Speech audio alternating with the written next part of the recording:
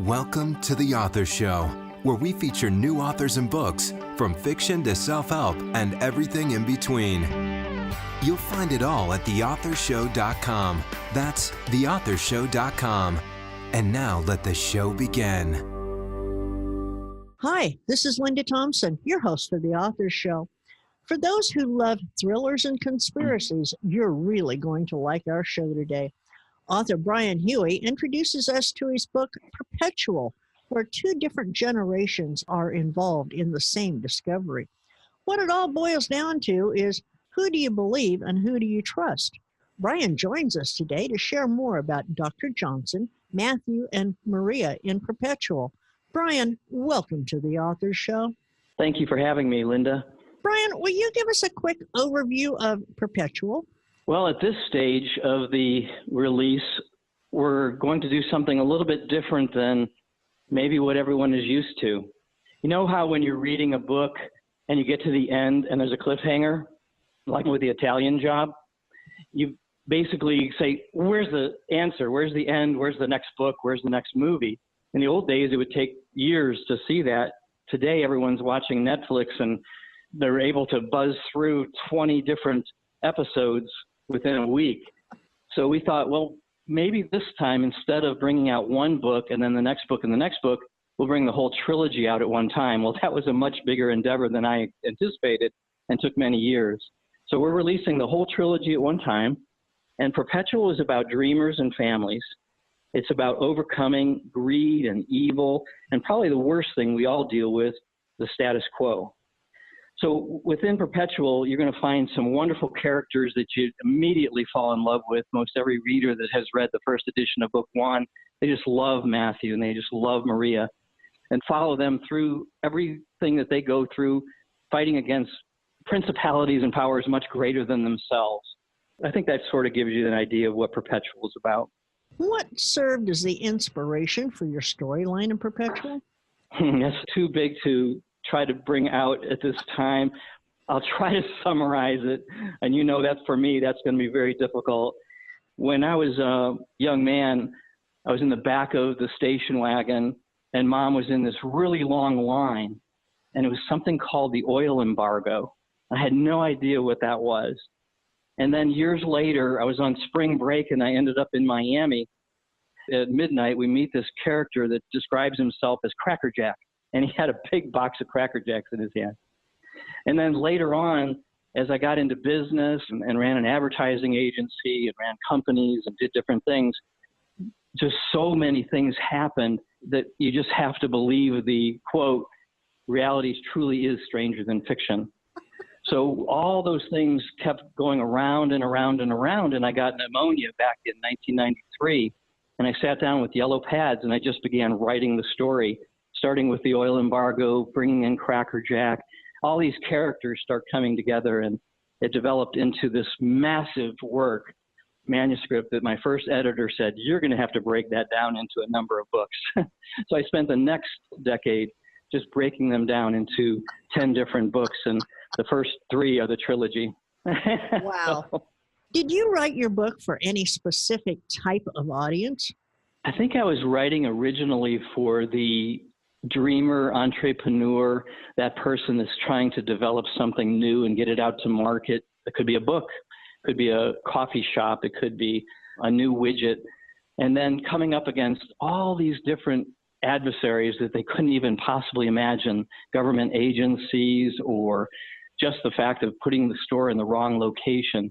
And I thought I was writing toward that audience, and the audience that I ended up with in the first book when it came out was quite diverse.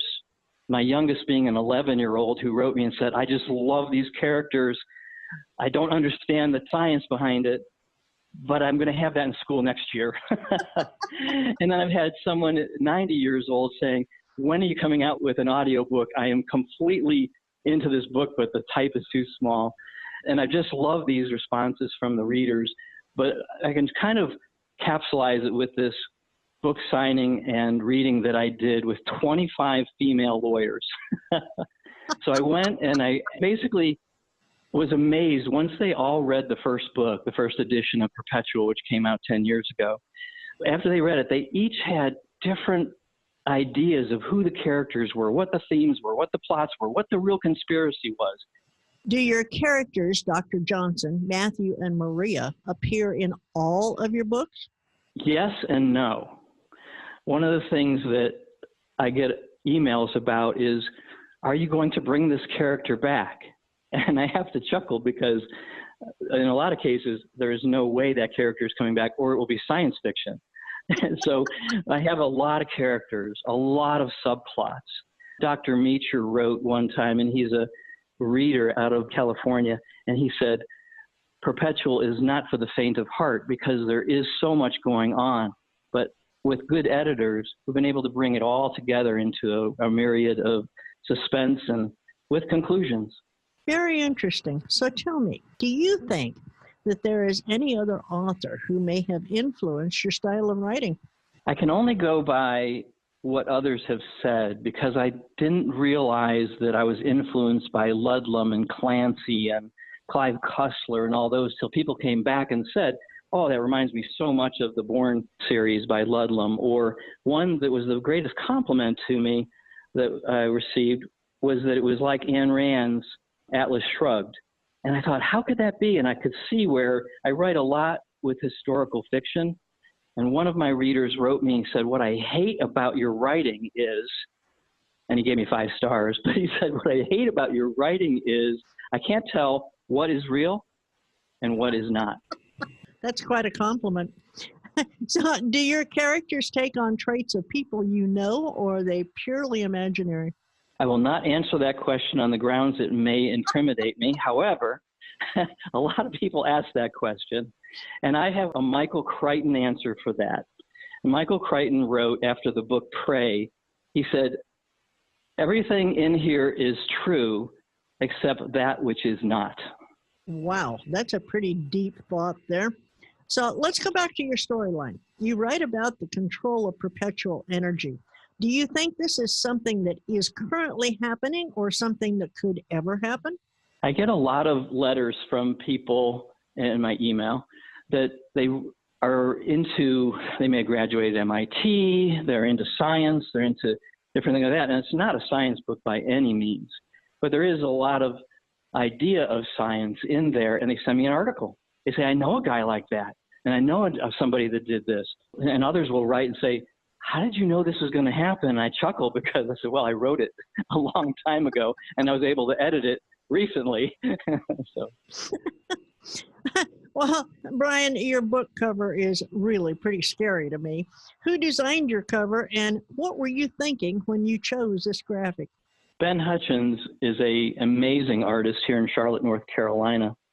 And he listened to the summaries of the books and he came up with a number of different ideas. And this one really hit me because it is the evidence board. It is the idea that we don't know what's going on. There's a lot of things happening. We have it all up on the wall. And now we have to figure out what happened, who did it, and how it affects our lives. How much research is involved when you're writing a book like Perpetual? One of the many places I could have gone early on would have been history, and ended up teaching history possibly because I just love to research. So many times I will start writing and expect to maybe get 2,000 or 3,000 words down, and I'll end up with almost nothing because I realize after 3, 4, 5 hours I've been researching, for that whole amount of time. So yes, a tremendous amount of research, fact checking, making sure that A plus B equals C, or if it doesn't, why doesn't it, and trying to go back and correct that and make sure that there's a path to all of this. Yeah, a lot of research. Have you always wanted to write suspense thrillers? No, I actually was going to be that kid that jumped on a bus at 12 years old. I actually tried to do that and go to Orlando, Florida and work for Disney for free. And my English teachers in high school are absolutely laughing when they look and say, really? Because, grammar was not my thing. So I found out something that might surprise a lot of people. Editors. Oh, you have to love your editors. I didn't know about them. And so when I speak at schools, I always ask them, I say, everybody raise your hand if you really love to write a story or tell a story. Oh, all these hands go up. And then I say, okay, all those that just love grammar, and 2 hands will go up. I'll pause, and I'll say, okay, everybody look at those two because you are going to need them. That is a great analogy. Brian, is there a message in your book that you would really like your readers to remember? I think there is. I want them to get into book one so they can get to the end of book one, which was finished originally, the first edition, 10 years ago. And thousands of readers sent me the same message, truly. They sent me the message, they said, where is book two? That has just drove me insane for the last 10 years. So they can get to the end of book one and I can say, hey, book two is already out. They'll get to the end of book two and get on the cliff, say, where's book three? And they can get to book three. So how many books do you have planned? Well, there's 10 in the series, and the 10th might end up being the 6th because 4 and 5 are planned to come out next year. And then I think I'm going to take number 10 and bring it back to number 6, just in case I don't live long enough. I call it the Stig-Larsson syndrome. I'll have to explain that another time. Brian, I'm having way too much fun here. So will you please read for us a short excerpt from Perpetual? I'm going to do something a little unusual with that, Linda. I'm going to read a real short excerpt from all 3 books. And it'll show, I think, the reader how the 3 tie together like a mosaic, like someone knitting a really big Afghan, and all the different squares and parts to it. Prologue, Revelations, March 17th, 1995. Matthew Thaddeus Eaton sat in a tow truck beside Marcus, the manager of the Miami Beach Shell Station. The VW Bucks hung off the back of the truck. It was after midnight, and they could hear the faint sound of the South Beach Entertainment coming to life a few blocks away. He helped Maria into the cab, turned his attention to the man standing down the street, Crackerjack. He was a head taller than the 2 FBI agents. They talked in front of the Cuban diner where Matthew and Maria had spent the last hour mesmerized by Crackerjack's tale of intrigue. Marcus maneuvered the wrecker out of the parking lot with the VW bus in tow. Gunfire erupted. Bahar! Marcus yelled for them to get down. Matthew pushed Maria toward the floor as a bullet tore through the door. The gears ground from first to second, and more cracks of gunfire sounded. Book 2, Prologue, September 8th, 2001. I thought you were dead, Harrington said. I was dead, Estebanez thought, and I liked it that way. Felix Szabo Estebanez was one of the 29 unnamed fallen agents in the Book of Honor encased in the Langley CIA headquarters. Estebanez studied the thick report in front of him and tapped his pen on the North Carolina mahogany slab, which dated back to the original Bureau of Investigation. He imagined Stanley Finch sitting at his head of this table with his inaugural team of agents. You know what they say, sir, Estebanez said. Estebanez's phone buzzed. He looked at the screen. The text was from Matthew, 711. Important, but not dead or dying. No, what do they say? Harrington said. The reports of my death have been greatly exaggerated. Book 3, Chapter 1. Overlooked. Ahmed cursed his brother. He wanted to go home to his late model car collection, race horses, and servants. He did not intend to hurt anyone. Matthew and Maria were likable. He envied them. Although he rarely smoked, he needed a break from his brother. He took a drag off the Marlboro, exhaled slowly. Behind him, the brilliant sky faded to orange and then to gray. Ahmed had been dissuaded by his brother. He prayed that his uncle would order them back to Vienna, but thus far, no such luck. He put the cigarette out on the railing, and thinking of Matthew, took it in with him to throw away. The metal door whined as it closed. A chapter later, Chapter 2, Jane Doe, September 10th, 2001. 6 miles north of Ahmed's apartment, near Mattapan and Dr. Ben Benkula's faculty townhome, a criminologist in training was attempting to unravel another mystery that befuddled crime scene investigators and technicians. At 720 Albany Street, surrounded by the Boston Medical Center and Boston University School of Medicine, in a boxy 1950s, 3-story red brick building, was one of the nation's busiest morgues, the Boston office of the chief medical examiner. In the basement, harsh words echoed in Maria's mind. It was like those two pipes clanging in the basement of her childhood home. The more she tried to ignore them, the louder they screamed. She hated when they fought. Matthew and his dreams lurked like an aneurysm in her mind. Wow. So tell me, Brian, where can we learn more about you and where can we purchase Perpetual? Well, it's a two-step approach. I always get kind of caught up in my own writing sometimes. The two-step approach would be, first of all, was the family and friends release, which is happening right now, brianhuey.com. So it's just my name.com. And the second stage is slowly releasing to the whole global market. So by the end of the year, the books will be available wherever books are sold. Brian, I cannot tell you how much I've enjoyed talking with you today. Thank you so much for taking time to introduce us to your characters in Perpetual. You've certainly given us something to think about.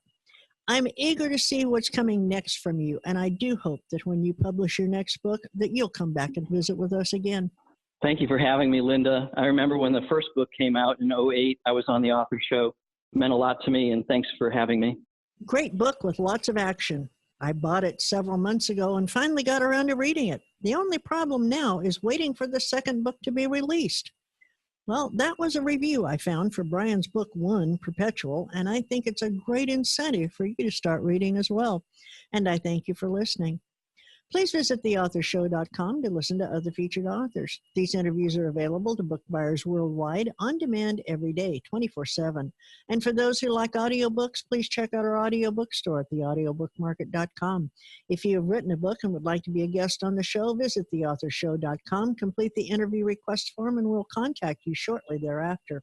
The Author Show is a great way to market your book by getting in front of your target audience with a high-quality interview that will make a real impact. Please visit us again as we continue to bring you really great books and very interesting authors on The Author Show.